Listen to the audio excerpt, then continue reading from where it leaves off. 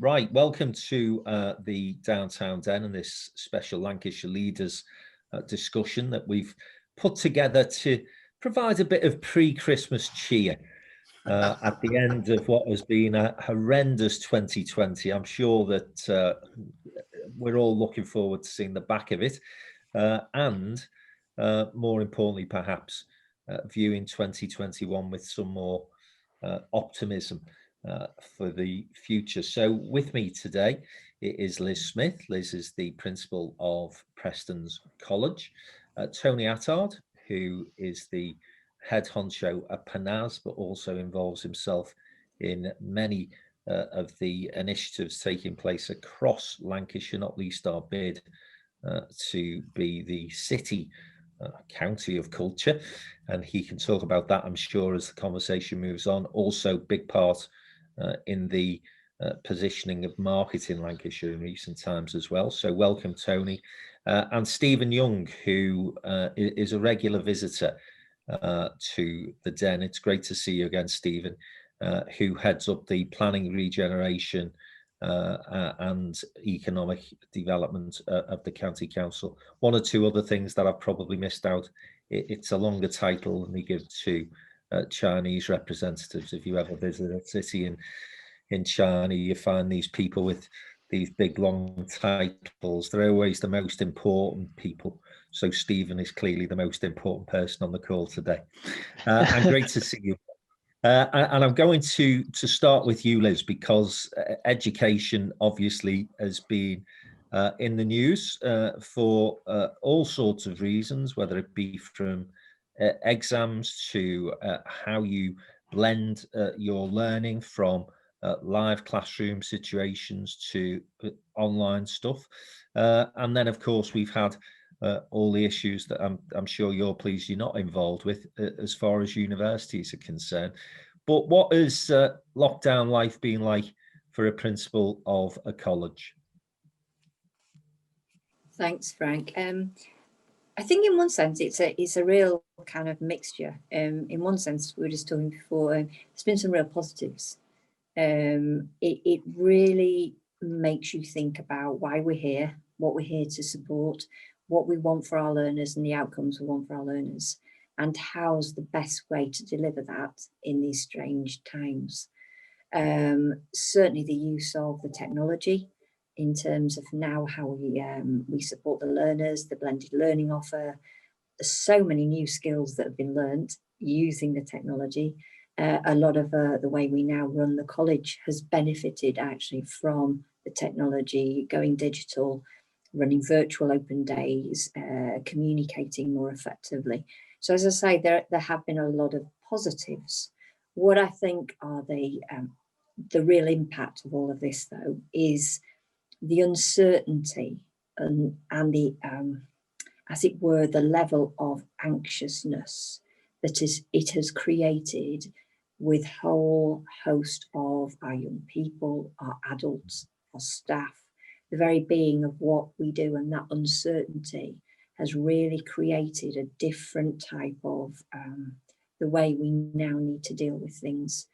To say that we are still no clearer really about how young people are going to be examined, the type of learning that they really can achieve, the fact that for many of the learners who particularly need that skills base, the practical skills, some of their learning has been hampered because of it, apprenticeships.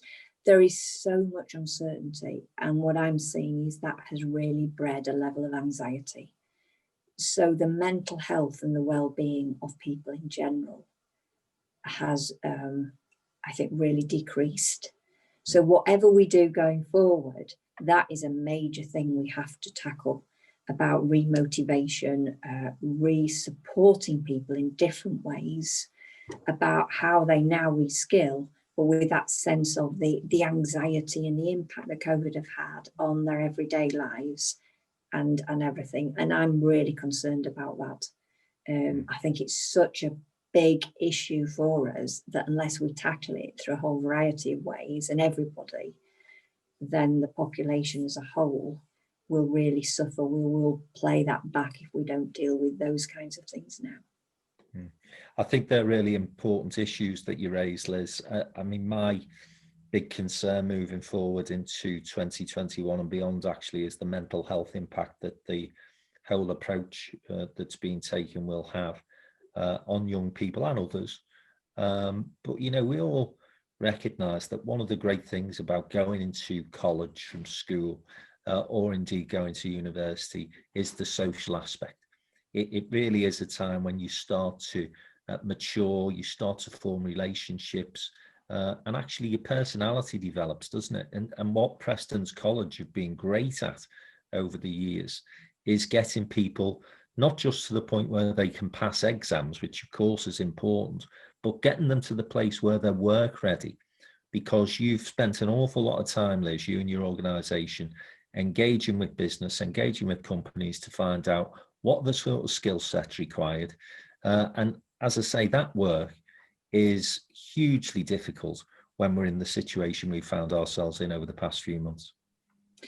It is, but I think that's where, though, there is a real level of innovation that's come in. I've been absolutely amazed, and staff have just had to think differently. But, you know, we can't, for example, we're driving forward our T-levels, for example, or our apprenticeships or whatever. So the engagement with employers is different by necessity. But actually thinking about how you can do that maybe more virtually, you know, simulations, talking heads, so getting employers to kind of beam in and engage just in a different medium. Thinking around how we bring, when they're actually in the workshop, of course we have to social distance, people are wearing masks. But to be fair to the students, they've really they've accepted that. They've been much more compliant in terms of understanding use of masks and hygiene, all of that, because I think they've actually valued and for the first time want to be in college and have missed that impact on, you know, the social aspects. For some of our learners, college is their place of stability, it's their place of safety, it's their structure and their framework. So that is absolutely critical, and wherever possible, we've maintained that. We still wrap people around with the support that we do, both, you know, on site and virtually. The time in the workshops, the saloon, you know, the salons, the kind of all of that, the skills development is critical. It's absolutely critical. So that blended offer has worked really well, getting the balance right. And as you say, wherever we can, engage them effectively, put into the curriculum time to do that social interaction. The communication's vital, isn't it? So in all of this, we've absolutely been trying to understand at every level, at every component part, how we generate the same type of support mechanic and understanding and drive and stability that would have occurred if they'd have been in college full time. So there's some real innovations that have happened as a consequence. It's not replicating, it's different. But the difference that we put into place, I think, you know, majority have had a different but a good experience. They're still developing their skills, they're still learning. Attendance online is still, you know, for the most part, good. And for some people, actually, it's better because it suits them as individuals. And so there's been some really interesting outcomes. So, but it's building on that, and it's now sustaining it, isn't it? And it's trying to really unpick where people haven't that skills component, that, you know, the learning, you know, the skill of doing something and becoming competent. That is the area I think we're going to have to really test out. People haven't had the time in the workshop all the time to be doing that skill development.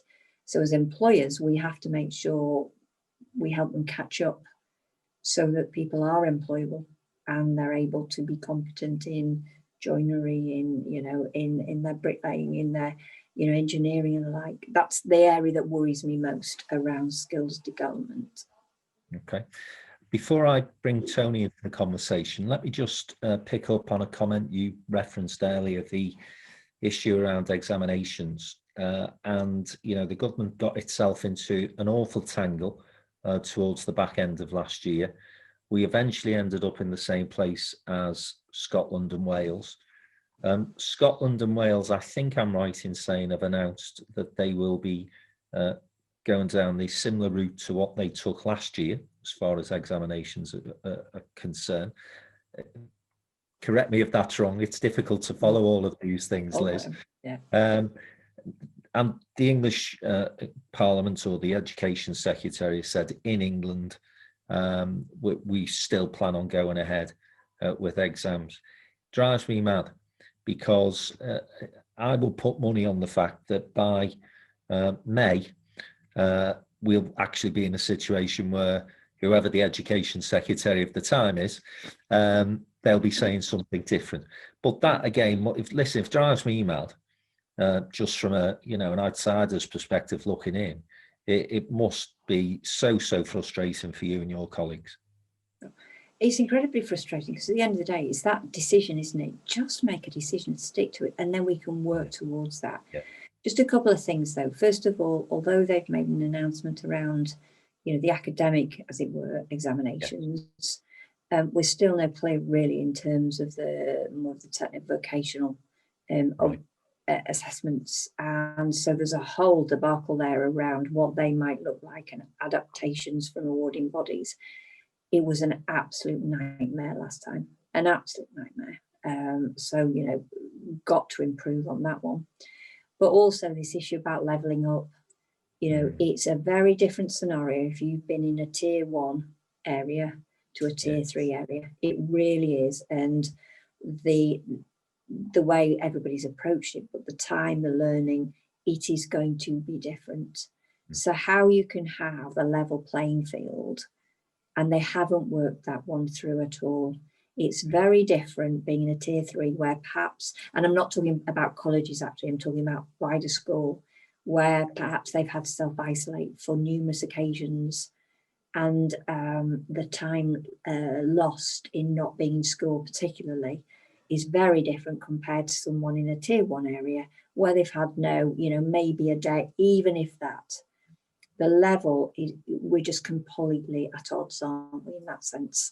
So I don't think there's a perfect system. I mean, that's the problem. Yeah. But I don't think the way they are approaching it is necessarily taking account of that, because I don't think they understand. If you haven't been in the tier 3, I don't think you understand the figures, the statistics around all of that, and the loss of learning. And the other thing is, we saw grade inflation to just a huge tune last time. It does the learners no favours. It really does the learners no favours. We have learners now who, their maths and English grades, and I'm not being funny, really, they're on courses that you would say, would you have actually achieved, would you have got entry onto this course the previous year? So there's had to be adaptations made, flexibilities around all of that. It's just a minefield.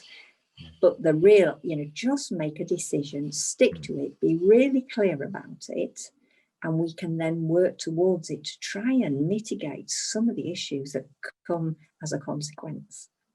And we cannot afford, as I say, to these learners to be disadvantaged, but to understand the impact that this is having on their lives now, but their future lives. Thank you.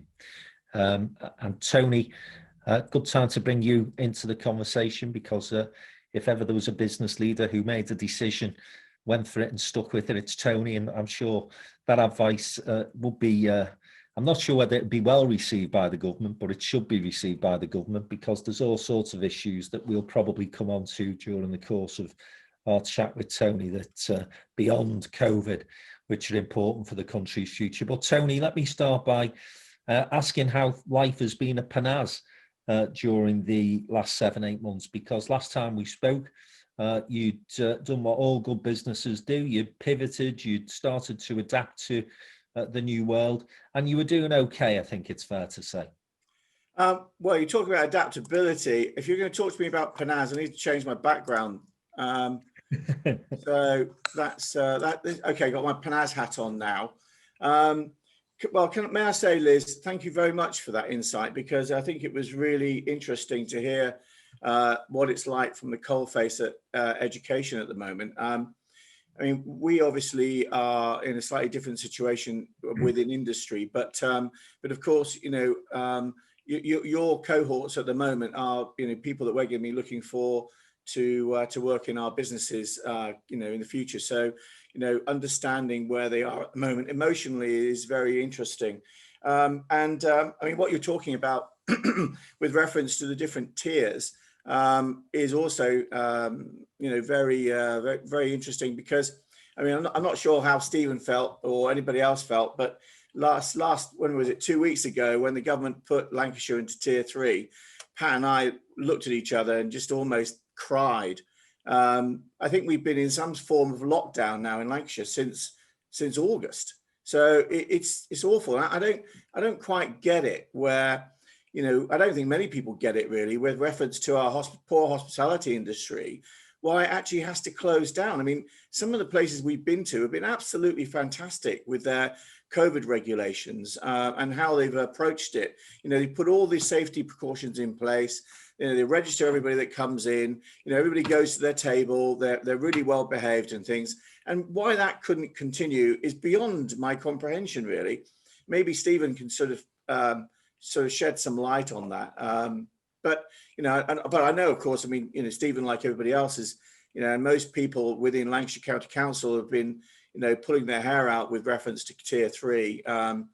So yeah, difficult. But as a business, well, I don't think I've lived through such tumultuous times. I mean, we've gone through COVID now this year, and now we've got this situation with Brexit, when I can't even put a price list out. I mean, I should have put a price list out 3 months ago, and I can't even do that because I've got no idea.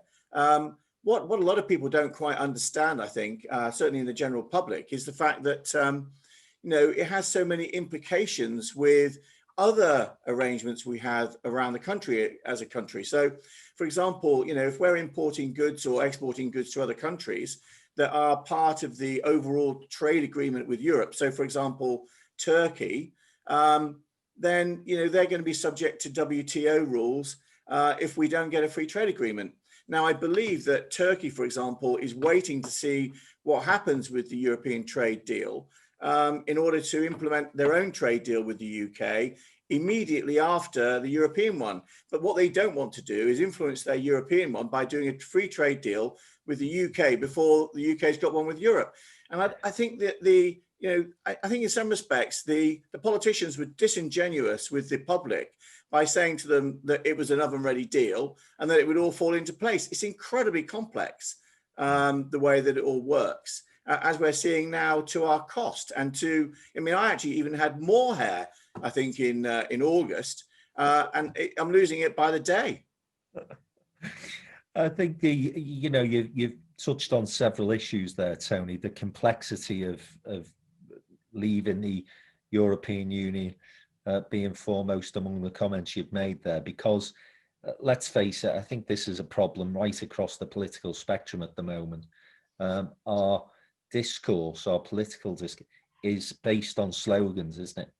And sadly, people either haven't got the inclination, the patience, or the interest to actually spend time looking at the detail, as you say, as to what happens when such incredible decision really to leave the European Union was taken. And the idea that, somehow you can just sort of wave a wand and everything falls into place and we crack on. You're talking about price lists, so things as basic as that, but where people are going to be focused on at the moment is what's going to happen at our ports, and whether or not we're going to see chaos there. Now, there will be. We've all seen these negotiations at European Union level go down to the wire before, haven't we? At the sort of the 11th hour, a rabbit has pulled out of the hat, and sometimes it's the 11.5 hour. What's your sense in terms of what will happen? Well, it's really, I mean, I think about 3 weeks ago, I was sort of euphoric in the fact that I thought it was all a sort of sign. I thought it was signed, sealed and delivered. Yeah. And I was looking at the foreign exchange markets, which is a very good indicator because there's some pretty bright people working in foreign exchange. And we saw the pound accelerate in value against the dollar up to, what, 134. And we saw the euro pound sort of starting to gain in value against the euro as well, up to about 112. Since then, it's become a little bit more confused. And I think, I mean, obviously you can't second guess the markets, but it's the indicators. Everybody doesn't know. I don't think anybody knows, because if you look at the stock market is sort of hovering still around about the 6.5. I've just been looking at it now, 6.590 sort of mark. I think we take a little bit of guide from that. And obviously foreign exchange, so I've got no idea what's going to happen. I mean, obviously we hope that as a businessman, you expect there to be some common sense, because if you're going to be doing a deal with somebody or with, about something, then normally common sense prevails. But in this situation, I'm not so sure. Yeah, I think the politics are getting in the way of common sense, aren't they? Because it appears to me that you've got a relatively small minority of people actually who've been driving this agenda for a number of years now. And you have prime ministers, and we've had 3 who've been trying to deal with this issue over the past, 10 years now, isn't it? Well, I heard Michael Gove this morning blaming on the intransigence and the prevarication of the Theresa May government. I mean, when are they going to actually start to accept some responsibility in this? Yeah. Well, I was going to say, Tony, I think we'd all take the deal that Theresa May brought back now, wouldn't we? Because that at least would have been able to see us move forward and continue to trade. Yeah, I mean, one of the things that Liz touched on this morning as well was consequence.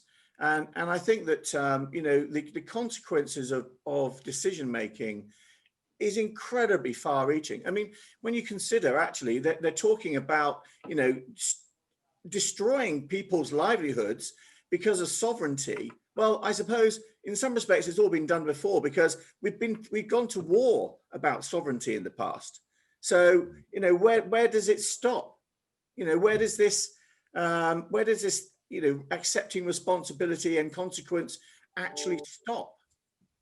Yeah, no, I think that's a great point. Tony, let's move from Brexit, because I said we were going to cheer people up this morning. So I don't want to bog us down. I heard you say that. Brexit now. But listen, it's going to be a huge issue. And when we do eventually know the outcome, we'll have further conversations. But if you want to change your backdrop again, I'm loving this, by the way. I mean, yeah, I'm going to do it. You're so technically adept that you're leaving me to shame. I have got my little girl's poster in the background there, "Stay safe," which I thought would be down by now, but hey. So Lancashire then, you've mentioned Tier 3, and obviously it's been a challenge. Stephen will talk us more around the data and what our hopes for when the review is made in a week or so's time. Nonetheless, we are pressing on with our bid for the capital of culture. Yeah. We've been pressing on in terms of marketing the county through the work that we've been doing through the County Council, Local Enterprise Partnership and others. Got a good deal actually from government in terms of cash at least to crack on with some of those things. So let's take what is usually your position, Tony, of glass half full, and start to look forward with some positivity for Lancashire into 2021. Yeah, absolutely, Frank. And thank you for giving me the opportunity to speak to people about it, because what we've got to be concentrating on now, really, I think, is recovery. There are so many great things happening in Lancashire. We had an LEP board meeting last night, and I thought that it was really, really positive. There's some great things that are going on. I'm sure Liz is in contact with Michelle Lawty-Jones, who is doing a fantastic job in terms of skills and things, which is great. So lots of really positive stuff. And one of the positive aspects towards we can look forward to with reference to recovery is also our bid for holding the City of Culture 2025. You know, I think there are very few opportunities for, you know, places to really stand out. And I think getting the 2025 City of Culture or Regional County of Culture accolade is one of those opportunities where, you know, people can really stand out. And I think Lancashire has a huge opportunity of winning this bid, because our cultural assets and our assets of diversity and all the great things that make Lancashire such a wonderful place to live, work and dream in is, you know, we've got it all really, and we've got a great opportunity of winning this. Yeah, and Tony, I think it's also been good to see the county coming together. You know, we often hear about Lancashire having fallouts, being very parochial, not being able to get deals over the line. But in the situation that we've got here with this bid, you've really been able to rally the troops. So, you know, first of all, congratulations for being able to do that, and thanks for your leadership on that. But equally, it does show the strength of a united Lancashire, doesn't it? Absolutely, 100%. I think that it's always the same, isn't it, really? There's always strength in the collective. One of the things that we've always thought about with reference to Lancashire 2025 is it's an opportunity for us to really all get together and get all 1.5 million people in Lancashire behind this bid, because it is a real game changer. You know, it gives us the opportunity for economic regeneration. It gives us huge opportunities to benefit us in many, many ways. I mean, Coventry, you know, they're anticipating that their City of Culture bid, or their City of Culture year, which will happen from May next year, will bring in something like 200 million into their region.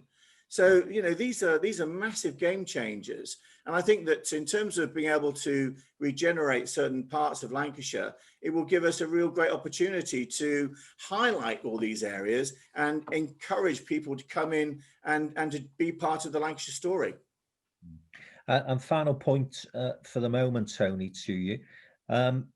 You mentioned the hospitality sector and the damage that's been done to those folk. And of course, they did spend literally hundreds of thousands as an industry sector on COVID secure measures, training staff, getting themselves into a situation where we all felt very comfortable in visiting those establishments. I think what's often forgotten, though, is the ecosystem that industry supports as well. So it's not just the people who are at the coalface, it's all those people that support them. So it's their accountants, their marketeers, the people who advise them on all sorts of various professional service levels. Lancashire's got a phenomenal visitor economy, fabulous industry sector as far as hospitality is concerned. Again, perhaps with your LEP hat on, what are your thoughts as to how quickly that may recover? Well, I suppose in some respects it depends on what happens in January, February, March. I mean, my best bet calculation really is the fact that we'll start to see some semblance of reality, so of normality in the spring, and I'm sure that Stephen will echo that. And I think that you know, hospitality is the second oldest profession in the world, and I think in some respects it's you know, it will always bounce back, and I'm sure it will bounce back.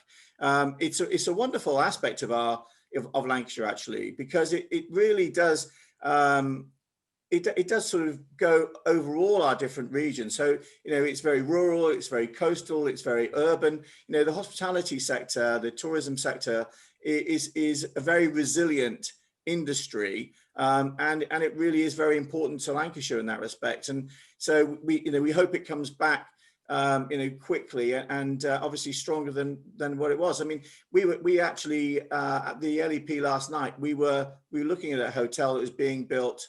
I can't tell you where it was and things, but so there is activity in the sector. Thanks, Tony. We'll come back to you a bit later on. And Stephen, welcome. Hi, Frank. You all right? Yeah, good to see you in the den again.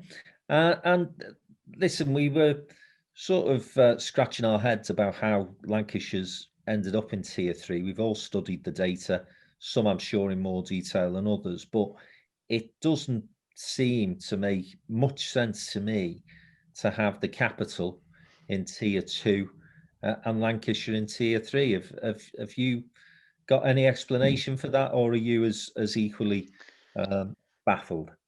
Well, we've done a lot of work on this, obviously, and we're trying to understand where we're likely to be on the 15th, for the announcement on the 16th. And when you get into the statistics, there is a little bit of a methodology that the government supplied. So without getting too technical and too dull, there are 5 main tests that they look at. So they look at the number of infections per 100,000 for all population, number of infections per 100,000 for the over 60s, direction of travel, new infection rates, and NHS stress, or the sort of stress that local NHS is under. When you looked at Lancashire's position, when we did the last review, we were struggling on a number of those, not least on NHS pressure, and London were in a slightly better place than we were at that time. I mean, obviously, we're monitoring these figures daily and looking at where we're going, and Lancashire has moved a long way since then. So it's looking much more rosy as we move towards the next review. And we're expecting that review to go ahead next week, because I heard an awful rumour that Brexit negotiations may actually delay that decision. The latest we've heard is that the government still will review that on the 15th and announce it on the 16th. So we will get to know at that point. And as I've said, large parts of Lancashire have moved very positively in terms of the case figures. I mean, the pressure on the NHS is always the challenge, given the geography of Lancashire. But certainly in terms of the case figures, we're moving in a really positive direction. Okay. Well, fingers crossed for Tier 2. We launched a campaign downtown others in Manchester called "All We Want for Christmas Is 2," and we could organise a similar thing in Lancashire. Who'd have thought we'd have been praying for Tier 2, given the restrictions that exist in that tier? Never mind anything else. But well, anyway, I've never known as many people wanting to have a Scotch egg with a drink. Yeah, Scotch egg and 40 pints of lager, please. So, in terms of, listen, as I said to Tony, we could wallow an awful lot, couldn't we, in terms of the difficulties and challenges we face at the moment. But the fact of the matter is that despite all of this, Lancashire's been used in the past 6 or 7 months to put in place an economic recovery plan, which I think has probably gone under the radar, has certainly been met very warmly in Whitehall.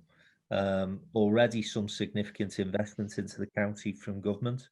And I think if it's looking for an opportunity to get its levelling up agenda back on track, then the county is a great place to start. So where are you expecting, Stephen, for us to be able to really start to motor come the new year, post-pandemic?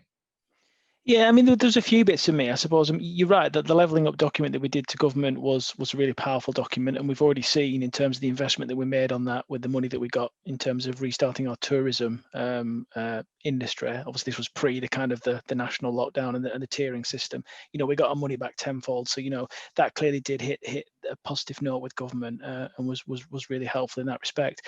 I think prior to that, I mean, what we were really keen to do at the county council, along with our district colleagues and our colleagues from the upper tier councils, was to really begin to start a conversation with government around a place-based strategy and a place-based agenda.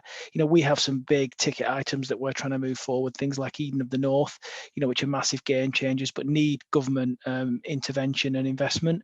With the government talking about the levelling up agenda, we we thought it was absolutely essential that we got some real market leaders into Lancashire. So people like, David Taylor, colleagues from the LEP, so Howard Bernstein sat on that particular task group, and looking at a kind of a real place-based agenda and approach that could speak to government and really speak to that kind of levelling up agenda, so we could get their wallets open and they can get some investment in Lancashire.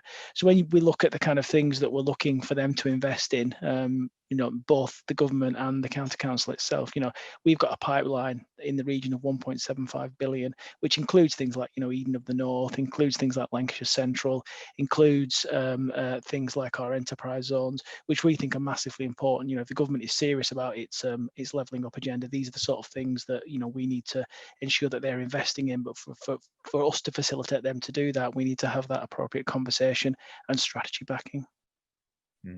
And the other good news that came out of government was an increase in defence spending, because we're good at that, aren't we, in Lancashire? As a manufacturing base for defence goods, then there's no better location in many senses. So I'm sure that news was met positively within the walls of BAE and its supply chain, which is massive in the county. Yeah, absolutely. If you're talking about aerospace and particularly defence aerospace, we are the #1 hub in the UK, third or fourth in the world. Obviously BAE is the biggest single player, but you've got people like Rolls-Royce, you've got a range of different people in the supply chain. So that news by government that they were going to invest in that particular market was massively important to those industries. And those industries, spawn out so many industries in terms of their direct supply chain and in terms of ancillary goods, that is massively important to Lancashire. So that was really important to us. In addition to that, we are in conversations with government around a range of other schemes, which unfortunately I can't say much more about at the moment until announcements are made, where potentially we could jump on the back of that investment, and that could bring more jobs and more opportunities to Lancashire. So that is a really, really important thing for us, and a really, really powerful announcement that we welcomed. Now, almost inevitably, Stephen, we tend to focus and concentrate on the strategic projects, the big plans moving forward for Lancashire that are going to start, as I say, to add fuel to the economic recovery. But alongside all of this, of course, the backdrop is literally thousands of SMEs that have had a torrid time during the past 8 months beyond the hospitality industry, as we've mentioned. And what I've been impressed with about the county's approach to this has been its ability to, again, adapt its Boost initiative and continue to engage, continue to support that part of our economy, which is crucially important. And again, just a word of congratulation, really, because in one sense, despite all of those challenges, the 3 organisations that we've got on the call today have still maintained momentum and progress. And Boost, Stephen, is something that has been a bit of a jewel in Lancashire's crown, I think, for many years now, but has really played a huge part in supporting business in recent months. Yeah, but Boost, you're absolutely right. I could have put it no better myself that they are the jewel in the crown in terms of the business support that we have in Lancashire. Andrew Leeming and his team, who kind of run that, do absolutely amazing work. During the whole pandemic, they have been absolutely tireless in their efforts to support local businesses through a range of different initiatives, from supporting them around grants, supporting them around retraining, repurposing their business models, all sorts of things that they've done. One of the latest things that they're currently looking at, the county council made some money available, I think £12.8 million available in terms of grants, which Andrew and the team have been looking at in terms of how that money's going to be given out. We've done absolutely everything possible to try and support those SMEs, because you're right, a huge proportion of our population is employed within SMEs, so it's massively important to our economy. And then again, pushing forward with things like mass testing, the rolling out of the vaccination, which we're currently heavily involved in. Those are all really important things, to move us beyond this pandemic, get those industries open again, hopefully in the new year, and really begin to see that part of the Lancashire economy begin to boom again. Okay. The final point for now, Stephen. We're about to embark on a new initiative tomorrow. We've been privileged to be involved in putting together with you an all-party parliamentary group for Lancashire, which is goes back to the point we were making earlier, really. Lancashire on previous occasions not necessarily been the easiest place to bring people together in a coordinated fashion. But, you know, it's a positive move, isn't it, Stephen? It's one where we hope we can begin to get our MPs to act in a coordinated fashion, as I say, similarly to what happens in other parts of the north. Yeah, I mean, you know, as you know, Frank, I came across from Greater Manchester, and whilst it had its faults and its challenges, one thing it was very good at, it was good at galvanising the energy of its MPs and weaponising them if needed to drive its agenda forward. Lancashire hasn't been able to do that historically for a range of reasons. I know Tony touched on some of that before. So, you know, we were really keen to try and come together more as a county and really begin to punch our weight, because I don't think we've done that enough in the past. And I think, interestingly enough, one of the things the pandemic has really done is really shown that when we come together and we drive as a single county, we can be powerful and we have a loud voice. So, you know, really pleased to announce that we are having an all-party parliamentary group, and all the Lancashire MPs are on that. And we will obviously be supporting that group and driving that agenda, and really begin to sort of, you know, use our MPs to take some of the Lancashire messages back into government and really begin to bang the drum and try and then close the gap between ourselves and our two noisy neighbours of Merseyside and Manchester. Yeah, and of course, we are having to launch the group virtually. We've done our best to wait for an opportunity to do so live, but it's not been the case, and we wanted to get the work at least launched this side of the new year so we can hit the ground running in 2021.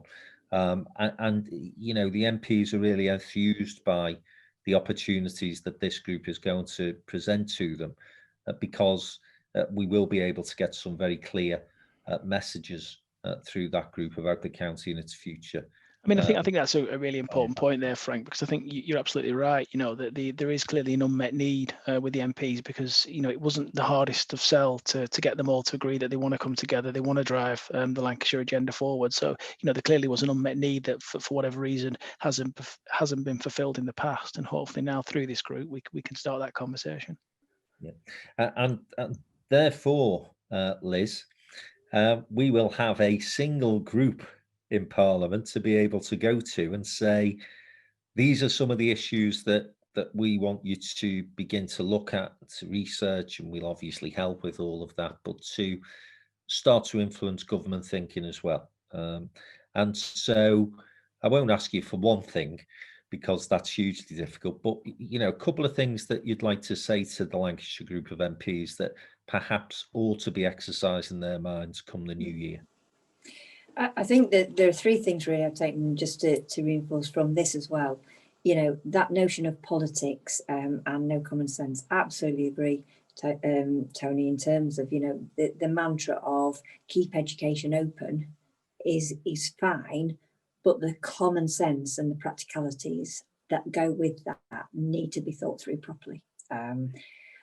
Music to my ears in the sense of, you know, the bugbear, and in previous conversations we've always had, it's about that leadership aspect of Lancashire and the collective and the punching above its weight if we all come together. And I think we've really heard today that through the leadership with Tony in the capital of culture, the LEP, you know, this all-party kind of parliamentary group, that collective and the cultural change required, we absolutely can punch well above our weight, not below it, because of the collective. And I think some of the outcomes and the positive things that have been said today have been instrumental because people have been working together and that leadership is there. So, I mean, fantastic. You know, as long as I've been in Lancashire, that I think has been a real deficit model.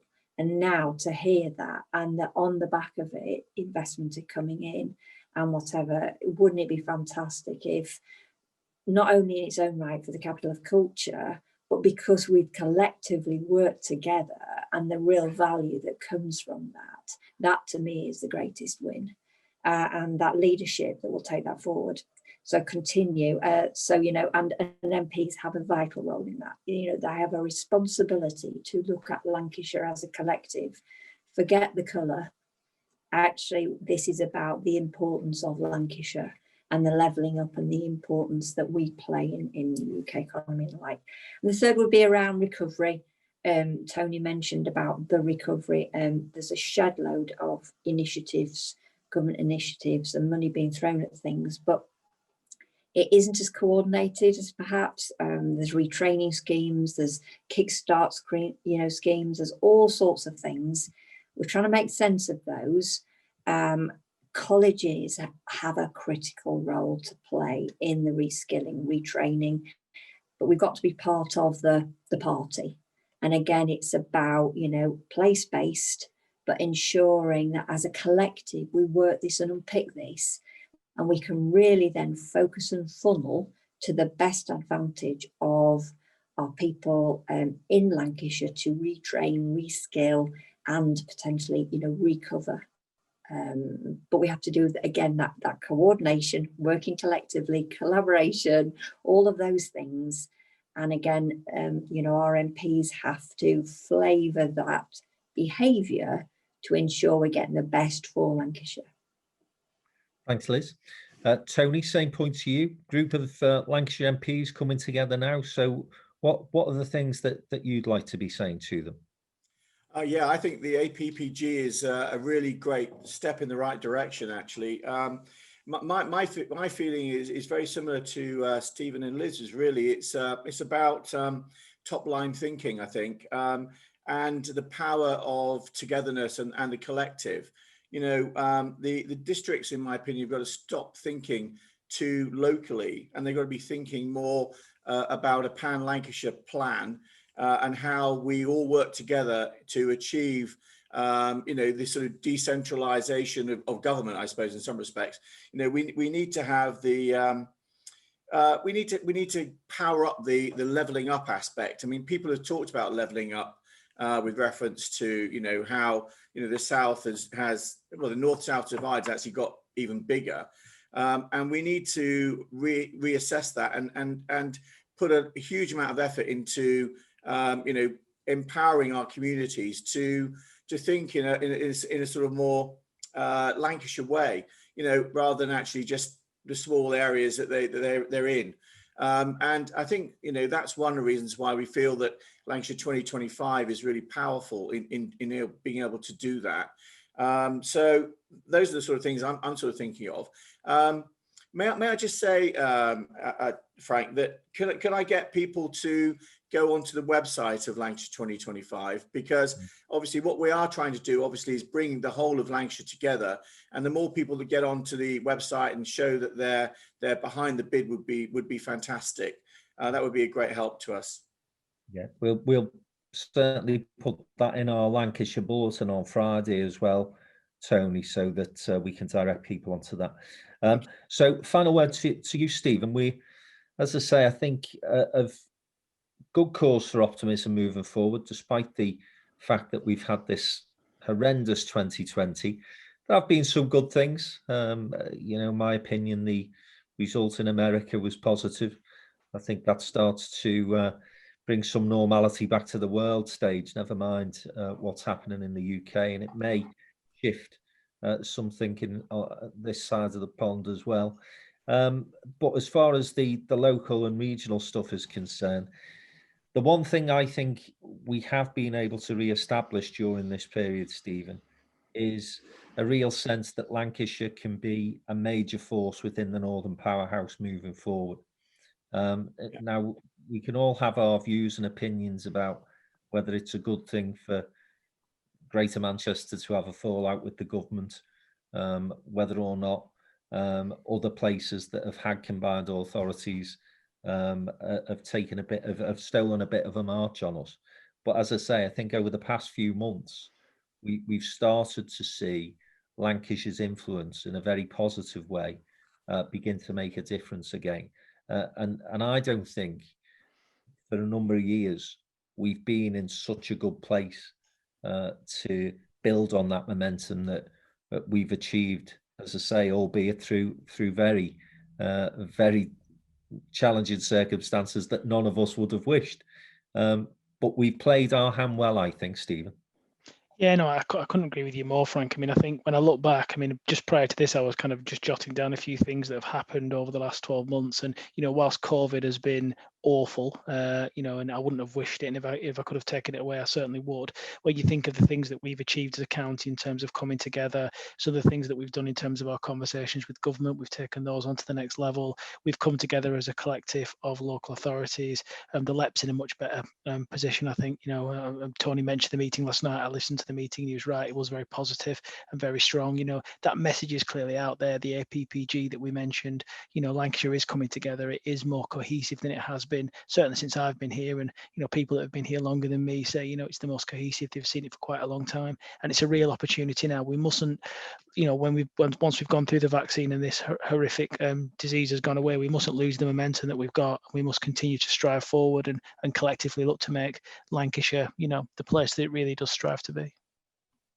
Excellent. A great note to end on, a positive note. And City of Culture 2025 has got to be the key objective. That's where we're heading. We are going to win that. It's been great to see you all this morning, guys. Thanks very much for your time.